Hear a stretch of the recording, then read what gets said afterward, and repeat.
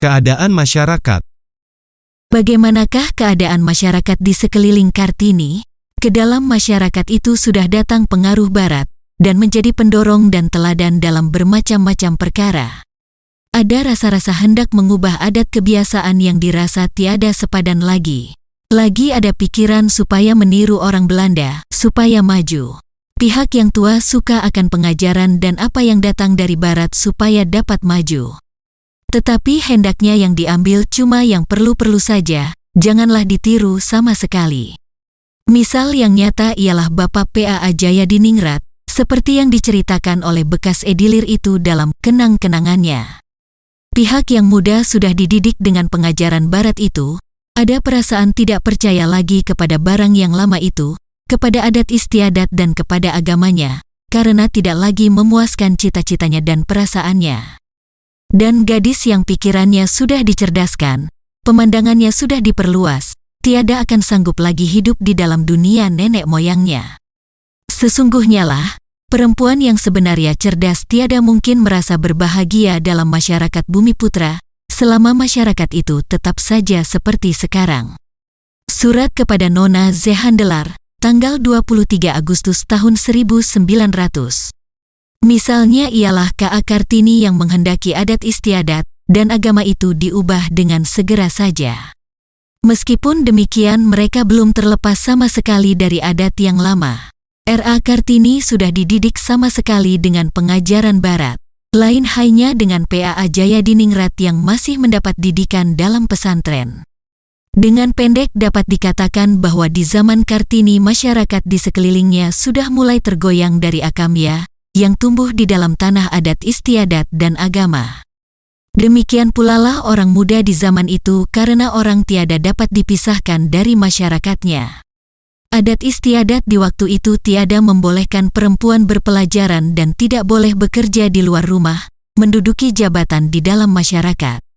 Perempuan itu haruslah takluk semata-mata, tiada boleh mempunyai kemauan. Perempuan itu hendaklah bersedia-sedia untuk dikawinkan dengan pilihan orang tuanya. Perkawinan, cuma itulah cita-cita yang boleh diangan-angankan oleh anak gadis. Cuma itulah pelabuhan yang boleh ditujunya. Selama ini hanya satu jalan terbuka bagi gadis Bumiputra akan menempuh hidup, ialah kawin. Surat kepada Nona Zehandelar, tanggal 23 Agustus tahun 1900. Dapatlah kita mengerti bahwa kaum laki-laki lebih mudah menaklukkannya lagi. Cobalah misalkan kapal yang cuma satu saja pelabuhan yang boleh ditujunya. Bukankah orang yang mempunyai pelabuhan itu dengan mudah saja dapat berlaku lalim kepadanya? Perempuan itu cuma wajib mengurus rumah tangga dan mendidik anak-anaknya. Anak gadis itu dididik supaya menjadi budak orang laki-laki. Pengajaran dan kecerdasan dijauhkan daripadanya. Kebebasan tiada padanya. Jika sudah berumur 12 tahun ditutup di dalam rumah. Dengan ringkas, banyak kewajibannya tetapi haknya tidak suatu juga. Tetapi apa yang dikatakan itu cuma sah bagi perempuan dan anak gadis priayi saja, karena di dalam kalangan rakyat mereka itu lebih bebas. Sikap terhadap anak gadis dan perempuan seperti yang kita uraikan di atas itu, berdahan dan bercabang menjadi adat beristri banyak, kawin paksa, dan kawin semasih anak-anak. Sesuatu adat kebiasaan tiada lepas dari adat kebiasaan yang lain, berpautan lagi berdasar kepada satu semangat yang menjadi sendi masyarakat itu. Karena itu jika hendak melawani adat perkawinan itu mestilah juga melawani hal-hal yang lain yang dengan langsung bersangkutan dengan hal itu dan dengan hal-hal yang lain, yang seolah-olah tiada hubungannya dengan adat perkawinan yang hendak dilawani itu. Supaya jelas betapa banyaknya anak gadis di zaman Kartini belajar, baiklah kami terakan beberapa angka di bawah ini. Dalam tahun 1897 di sekolah kelas 2 di Pulau Jawa dan Madura ada 713 orang anak gadis. Dalam tahun 1898 di semua sekolah partikulier di seluruh Hindia ada 2.891 orang anak gadis. Dalam tahun 1898 di sekolah Guberemen kelas 1, sekolah Belanda, di Pulau Jawa cuma 11. Dari angka itu dapat kita lihat, sudah ada anak gadis yang sekolah, tetapi tiada banyak, sangat sedikit. Hendak jadi perintis jalan. Di atas sudah diuraikan bahwa Kartini adalah turunan keluarga yang menjadi penganjur, pembuka jalan, yang merasa lebih bebas dari ikatan adat kebiasaan. Tidaklah heran jika pada masa dia masih kanak-kanak, telah hidup dalam hatinya suatu keinginan akan bebas, berdiri sendiri yang dibangunkan oleh keadaan sekelilingnya. Seperti sudah kita terangkan di atas, Kartini sudah berpelajaran, pada zamannya itu sudah masuk anak gadis yang terkemuka. Bernyala-nyala hati saya, gembira akan zaman baru, ya, malahan bolehlah saya katakan, menilik pikiran dan rasa, saya tiada serasa dengan zaman di Hindia ini, melainkan saya telah hidup di zaman saudara saya perempuan bangsa kulit putih yang giat hendak kemajuan, di barat yang jauh itu. Surat kepada Nona Zehandelar, tanggal 25 Mei tahun 1899. Oleh pelajarannya itu, makin terasa olehnya matanya terbuka, apalagi oleh karena dibandingkannya dirinya dengan anak gadis Belanda kawannya sekelas, yang masih bebas, selamanya bebas, sedang dia harus terpendam dalam rumah, tiada boleh meneruskan pelajarannya. Karena matanya sudah terbuka oleh pelajarannya itu, oleh teladan dunia barat, maka bibit yang ada dalam hatinya itu, yaitu perasaan yang merasakan duka nestapa orang lain timbullah sampai berurat berakar, hidup subur, serta dengan rindangnya. Surat kepada Nona Zehandelar, tanggal 25 Mei tahun 1899, maka terlihat olehnya semua perkara yang tiada sesuai dengan semangatnya, yang menghalang-halangi dia dan sesamanya, jadi menghalangi seluruh masyarakatnya. Dalam keluarganya sudah menjadi suatu hal yang biasa saja mendapat pelajaran barat itu, sudah masuk pikiran baru. Kartini sudah lebih bebas dari anak-anak gadis lain, sudah merasa tidak masuk kalangan yang lama lagi, yang dapat dipaksa kawin, yang dapat ditutup lagi dalam sangkar. Dia sudah sebagai burung yang sudah dilepaskan, sudah merasa nikmatnya bebas, kemudian dimasukkan ke dalam sangkar lagi. Diajar orang dia bebas lalu dimasukkan orang dia ke dalam terungku, diajar ia terbang, lalu dimasukkan ke dalam sangkar. Surat kepada Nona Zehandelar, tanggal 23 Agustus tahun 1900. Makin terasa olehnya tidak bebasnya, makin terasa pula lalimnya hal yang demikian. Dibandingkannya dirinya dengan kawan-kawan bangsa Belanda, yang perempuan, dibandingkannya dirinya dengan kakaknya laki-laki. Sifat Kartini mudah merasakan kesakitan orang lain. Dilihatnya di sekelilingnya dengan matanya yang sudah lain pandangannya, tampak kepadanya kelaliman itu bukan saja terhadap pada dirinya, melainkan juga kepada orang lain, tampaklah kepadanya hal-hal itu, hal tidak bebas itu, ialah adat istiadat yang mesti dirombak. Dan adat kebiasaan negeri kami sungguh-sungguh bertentangan dengan zaman baru. Zaman baru yang saya inginkan masuk ke dalam masyarakat kami. Surat kepada Nona Zehandelar, tanggal 25 Mei tahun 1899. Dari sejak dahulu keluarga Kartini turun-temurun menjadi perintis jalan. Di dalam darah dagingnya sudah ada rasa hendak menjadi perintis jalan itu. Apalagi dia turunan orang bangsawan, yang selamanya berkewajiban memimpin. Itulah sama sekali yang memberi dia keinginan dan kemestian mesti menjadi perintis jalan supaya merombak adat istiadat yang cuma memberi hak kepada orang laki-laki dan tiada sedikit juga kepada kaum perempuan. Sifat cita-cita Kartini. Sehabis membaca surat-suratnya terasa kepada kita sangat banyak yang dibicarakan. Di atas sudah kita uraikan bahwa soal perempuan tidak dapat dipisah-pisahkan dengan soal-soal yang lain.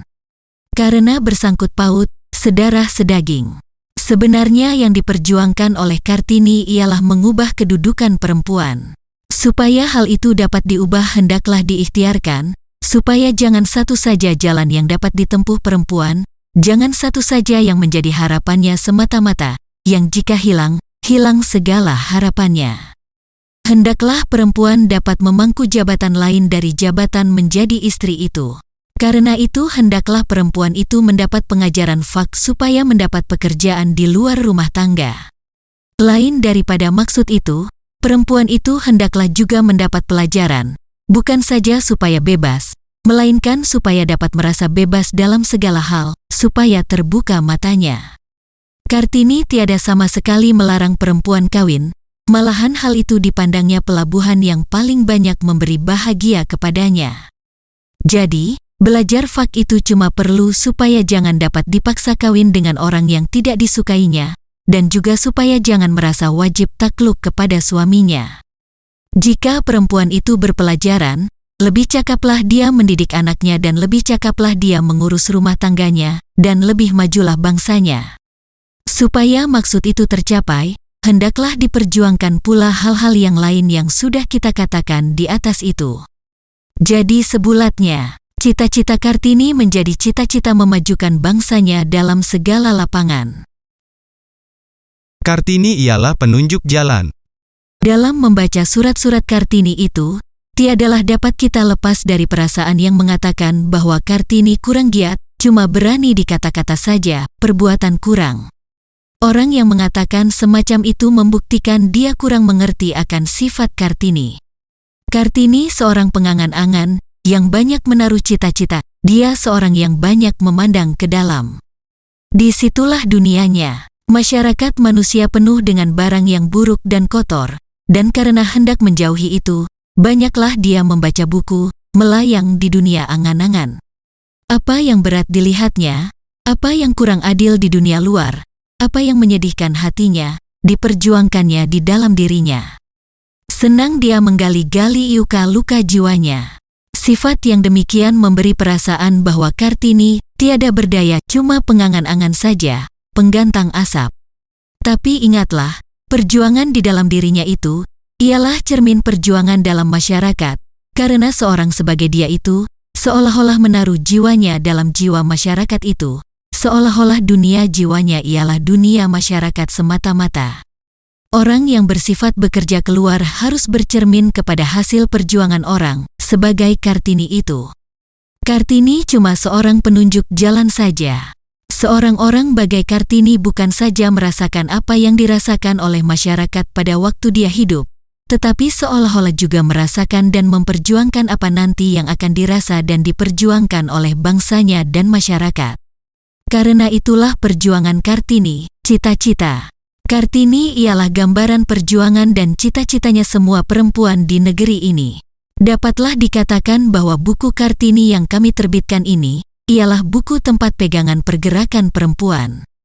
Tetapi janganlah katakan bahwa Kartinilah yang menerbitkan gerakan perempuan, bahwa cita-cita perempuan yang dikandung tiap-tiap perempuan yang berpelajaran di masa sekarang ialah cita-cita yang terjadi karena Kartini belaka.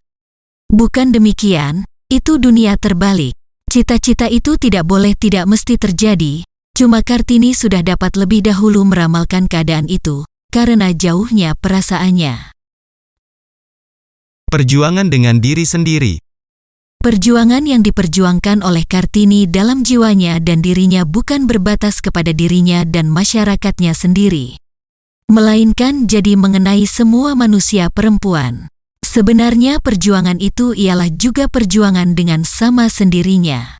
Dalam diri orang yang sebagai dia itu selamanya ada keinginan berikhtiar, itulah yang dicita-citakannya, tetapi jika datang waktunya, seganlah dia, ada-ada sajalah yang dipandangnya menjadi keberatan. Maka mengundurkan diri pulalah dia, bersembunyi ke dalam jiwanya, di sana diperjuangkannya cita-cita yang baru itu. Hal itu ternyata benar dalam jalan perjuangan Kartini seperti yang tersirat dalam surat-suratnya. Berganti-ganti pegangannya, jika sudah dapat, hanya tinggal melakukannya saja lagi, undurlah dia.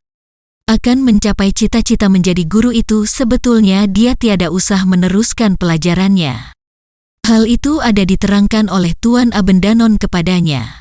Cita-citanya mungkin juga berhasil, apabila Kartini suka berbuat demikian, karena pada masanya itu di daerah Jawa Barat sudah ada pula yang bercita-cita seperti dia itu, tetapi tiada tinggal berangan-angan saja, melainkan dengan segera dilakukannya cita-citanya dengan pengetahuannya yang sudah ada padanya. Nama perempuan yang mulia itu ialah R. Dewi Sartika.